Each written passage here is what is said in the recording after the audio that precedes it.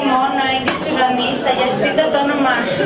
Ελθέτω η βασιλεία σου, γεννηθείτε το θέλημά σου, ως των ουρανών και επί της γης, των άρτων ημών των επιούσιων, δώσε ημίν σήμερον και άφησε ημίν τα ωφελήματα ημών, ως και εμείς αφίε με τις κυκλέτες ημών, και εμείς εν έχεις ημάς πειρασμών, αλλά ρίσε ημάς από του πονηρού αμήν. Διευκόν των Αγίων Πατέρων ημών, Κύριε Ιησού Χριστέ ο Θεός, ελέησον Χριστός εν ημάς αμήν.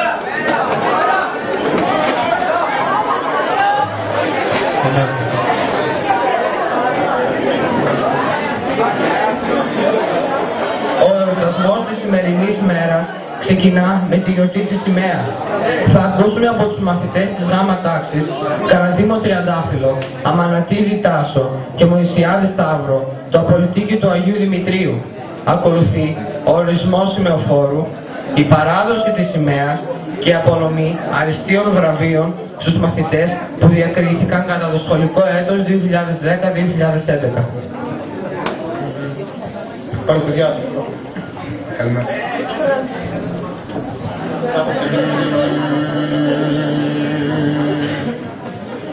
Μεγάλε βρατών εν της κινδύνης σε υπερμαχών οικουμένη απλοπορέτα έθνη τροπούμενος όσουν λιέου καθήλες την δύναμην εντός τα δύο θαρρύνας των εστόρα ούτως Άγιε μεγάλο μάρτης Δημήτριε Χριστόν τον Θεόν οικέτευε δωρήσαστε ημί το Μέγα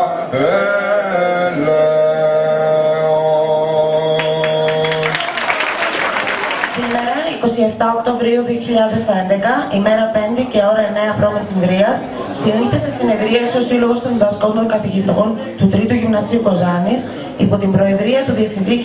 Αποστόλου Χαράλαμπου με όλους τους καθηγητές παρόντες και με θέματα α. Ορισμός σημεοφόρων και παραστατών και β. Απονομή αριστείων και βραβείων στους αριστεύσαντες και πρωτεύσαντες μαθητές κάθε τμήματος του σχολείου για το σχολικό έτος 2010-2011.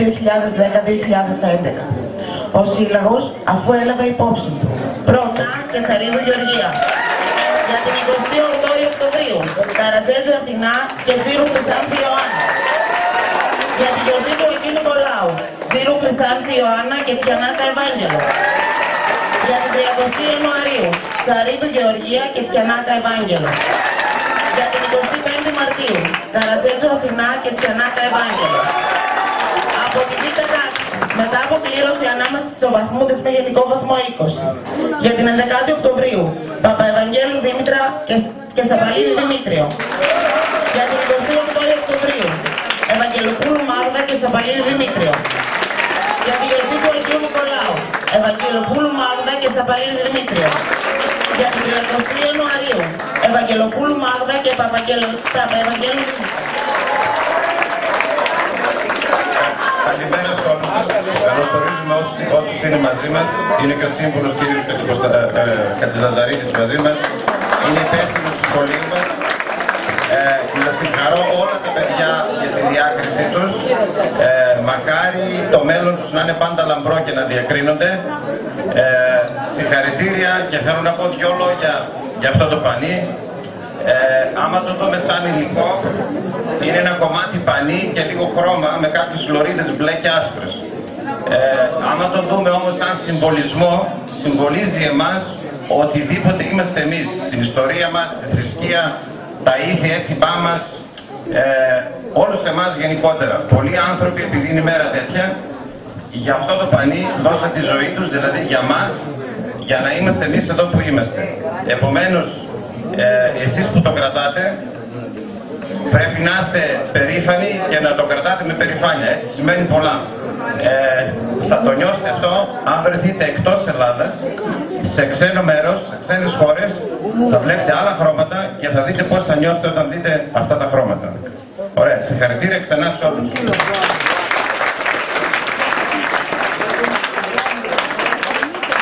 Δεύτερον, απονέμει αριστεία προόδου στους παρακάτω μαθητεία μας. Τα παιδιά της ορχήστρας είναι η Καρατζέζου Αθηνά και ο Παύλος Δημήτρης στο αρμόνιο, ο Νάκας Αντώνης στην κιθάρα.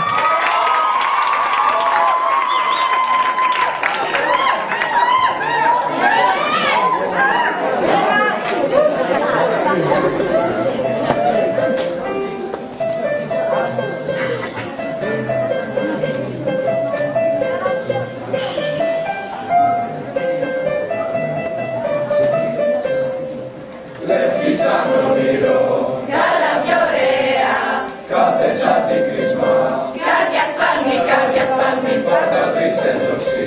Ελληνική σημαία, το γραμμάρι του Έλληνα της πατρίδας η τιμή, από τα κύματα μέσα βλαμμένη, κατάλιο συνεχώς στον ουρανό και στο κοντάρι σου, σημαία δοσμένη, έχεις σαν τιμή το στολίδι το σταυρό.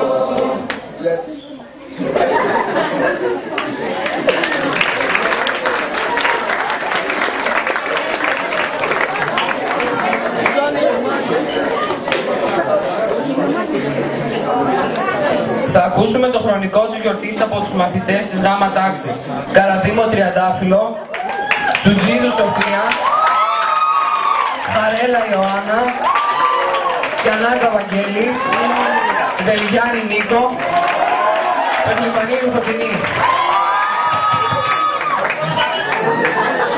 Αγαπητοί καθηγητές, αγαπητοί μαθητές, συγκεντρωθήκαμε εδώ σήμερα για να γιορτάσουμε όπως κάθε χρόνο με την επισημότητα που τους ταιριάζει την μεγάλη μέρα που κέρδισε την Αθανασία. Γιορτάζουμε, θα πει τιμάμε και θαυμάζουμε. Τιμάμε όσους έδωσαν τη ζωή τους για τη λεπταριά της πατρίδας μας. Τιμάμε και όσους αγωνιστές βρίσκονται σήμερα ανάμεσά μας. Θαυμάζουμε τη δύναμη και το ψυχικό σθένος αυτών που τόλμησαν να αντιτάξουν το θρηνικό όχι. Μια μικρή λέξη που λίγοι όμως είχαν το θάρρος να την προπέλουν στη φασιστική πρόκληση. Το πρωτοφώνησαν εκείνες τις μέρες του 40 που μια Ευρώπη ολόκληρη κοίτονταν κιόλας στον τάφο. Μέσα σε 2 εβδομάδες άψυχο κουφάρι η Πολωνία με τα 30 εκατομμύρια κατοίκους. Και ευθύ στην ίδια τύχη το Βέλγιο, η Ολλανδία, η Γαλλία, η Νορβηγία, η Δανία, η Τσεχοσλοβακία και η Ουγγαρία. Ενώ η Αγγλία εξουδενωμένη περίμενε από στιγμή σε στιγμή την απόβαση του εχθρού στα εδάφη της. Και ενώ αυτά συνέβαιναν στην Ευρώπη, στις 3 η ώρα το πρωί της 28 Οκτώβρη του 1940, ο Ιταλός πρεσβευτής στην Αθήνα ξύπνησε το μεταξά και του επέδωσε τελεσίγραφο, σύμφωνα με το οποίο η Ελλάδα θα έπρεπε να παραδοθεί στους Ιταλούς. Η απάντηση του μεταξά στα γαλλικά, που ήταν τότε η γλώσσα της διεθνούς διπλωματίας, ήταν «Alors, c'est la guerre», επομένως πάμε σε πόλεμο. Και όταν η 28 Οκτωβρίου 1940 ξημέρωνε, ο λαός της Αθήνας ξυπνούσε από τα διλαχτά των Σιρήνων και βούσαν στον ουρανό της Αττικής τα πρώτα αεροπλάνα. Ο πόλεμος είχε αρχίσει. Στην καταπατημένη από τους Ιταλούς Αλβανία βρόντισαν οι πρώτες κανονιές. Το ραδιόφωνο μετέδιδε την τρομερή είδηση και καλούσε σε επιστράτευση τους Έλληνες. Οι επίστρατοι με τετραγούδι στο σώμα αναχωρούσαν για το μέτωπο.